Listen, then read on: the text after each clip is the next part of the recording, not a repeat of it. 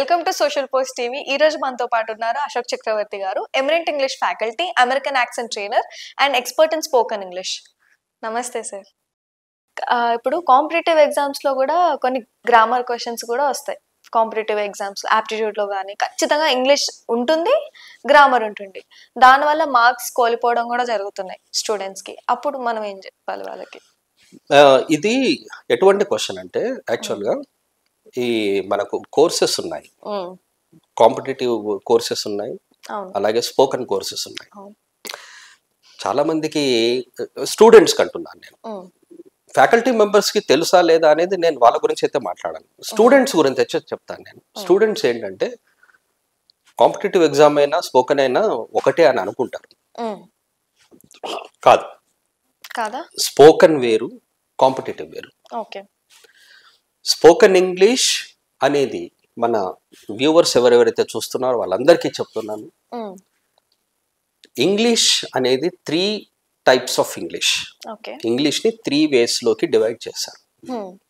ఒకటి వచ్చేసి ఇప్పుడు మీరు అడిగిన కాంపిటేటివ్ ఇంగ్లీష్, ఒకటి వచ్చేసి స్పోకెన్ ఇంగ్లీష్, ఒకటి వచ్చేసి ఏంటంటే సబ్జెక్ట్ ఇంగ్లీష్.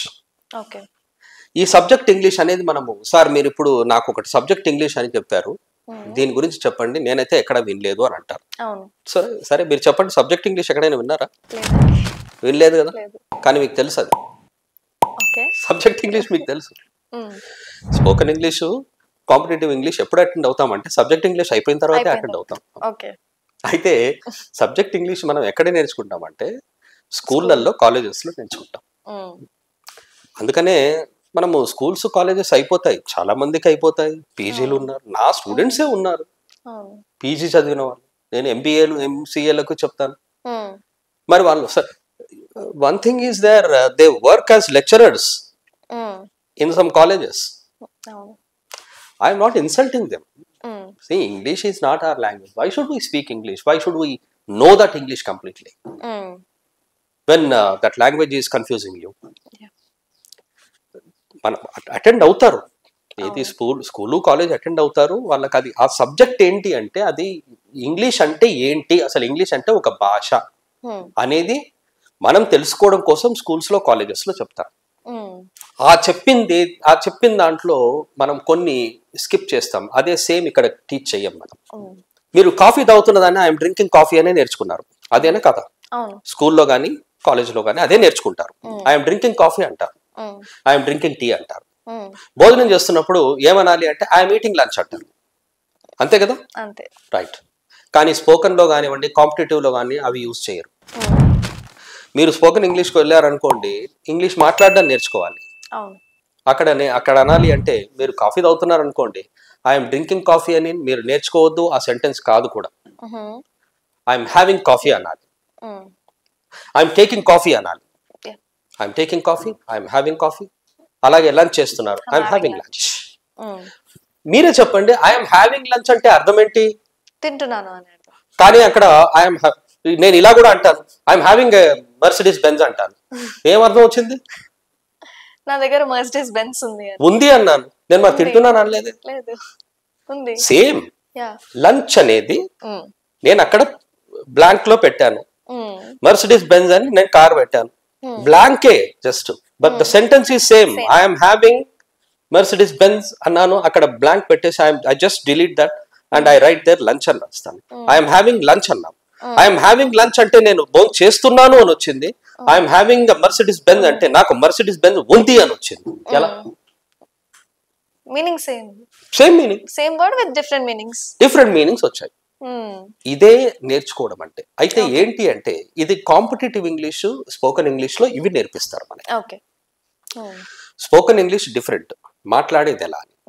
అదే కాంపిటేటివ్ ఇంగ్లీష్ అనుకోండి, చిన్న చిన్న పాయింట్స్ కూడా మీరు నేర్చుకోవాలి. పార్ట్స్ ఆఫ్ స్పీచ్ అంటాం. పార్ట్స్ ఆఫ్ స్పీచ్ గనక మీరు అటెండ్ అవుతే, if you attend my class, నేను మంచి స్పోకెన్ ఇంగ్లీష్ ఎక్స్పర్ట్ నే, అందులో డౌట్ లేదు. నేను ఇంగ్లీష్ ఎలా మాట్లాడాలి అనేది చెప్తాను. ఆ చెప్పడంలో, సార్ మా పార్ట్స్ ఆఫ్ స్పీచ్ అని నౌన్ చెప్పండి సార్, 10 రోజులు చెప్పండి అంటే నేను చెప్పను. 10 రోజులు పార్ట్స్ ఆఫ్ స్పీచ్ చెప్పండి. ఎందుకు సార్ నౌన్ 10 రోజులు చెప్పండి, ప్రొనౌన్ 10 రోజులు చెప్పండి. Parts of speech are 8. Sir మీరు అన్నీ చెప్పండి సార్, ఒక అడ్వర్బ్ వచ్చి ఒక 10 రోజులు, ఒక అడ్జెక్టివ్ వచ్చి ఒక 10 రోజులు చెప్పండి. Then first of all I ask that person what do you want actually. I want to speak English sir. మరి ఇంగ్లీష్ మాట్లాడడానికి అవన్నీ అవసరం లేదు. ఇంగ్లీష్ మాట్లాడడానికి అవన్నీ అవసరం లేదు. నీకు ఎప్పుడు అవసరము అంటే మీరు కాంపిటేటివ్ ఎగ్జామ్ రాస్తారు చూడండి, అప్పుడు అవసరం. చాలా డీప్ డిస్కషన్ కావాలి, చాలా హెవీ ప్రాక్టీస్ కావాలి. మనము ఇంగ్లీష్ మాట్లాడుతున్న వాడు కూడా గ్రామర్ తెలియదని చెప్పాను, కానీ గ్రామర్ తెలిసిన వాడు కూడా కాంపిటేటివ్ ఎగ్జామ్ లో రాసి పాస్ అవుతాడు, కంప్లీట్ గా మార్క్స్ తెచ్చుకుంటాడని నేను గ్యారంటీ ఇవ్వను. Because that is completely different. Subject English is 1, spoken English is 2, and written English is 3. And what is written English అని అడిగితే ఆ written English is nothing but competitive English. Competitive English లో మనం return English చేస్తాం, ఎందుకంటే మనం correct గా రాస్తే మార్క్ వస్తుంది, కరెక్ట్ గా రాయకపోతే మార్క్ పోతుంది.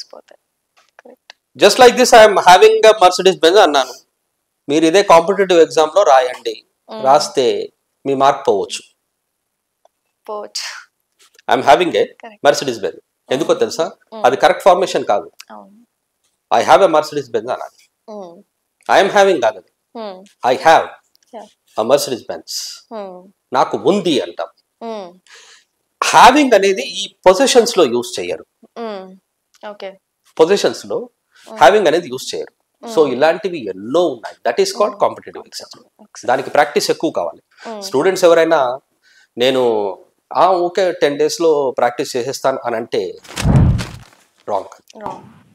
Thank you so much, sir, for your valuable information. Okay. Thank you.